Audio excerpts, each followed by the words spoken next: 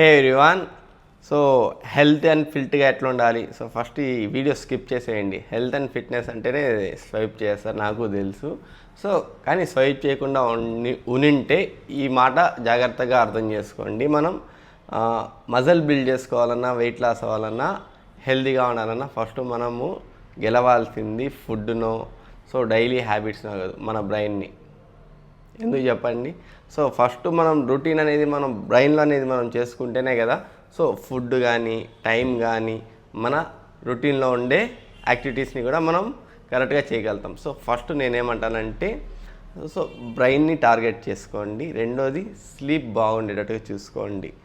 ఇంకోటి పనుకునే ముందే మీరు ఏం చేయాలి నెక్స్ట్ డే అనేది మీరు ప్లాన్ వేసుకోగలిగితే, ఎస్పెషల్లీ మీ పర్సనల్ రొటీన్లో నేను చెప్పను, కానీ హెల్త్ అండ్ ఫిట్నెస్ మీద వచ్చే కొందికి ఏం తినాలి, ఎంతసేపు నేను యాక్టివిటీస్ ఏది చేసినా కూడా ఏమేమి చేయాలనేది ముందు రోజు అనేది ప్లాన్ చేసుకోండి. డెఫినెట్గా మీకు సో చేయాల్సిన పని 80 to 70% ఆ థింక్లోనే మీకు సక్సెస్ అవుతుంది. సో బ్రెయిన్ అనేది మనం నిన్న రాసుకున్నాం కదా, నిన్న గోల్ వేసుకున్నాం కదా, చేయాలనేసి రిమెంబర్ చేస్తూ ఉంటుంది. ఒకసారి ట్రై చేశాక ఎలా అనిపించిందో కమెంట్ చేయండి.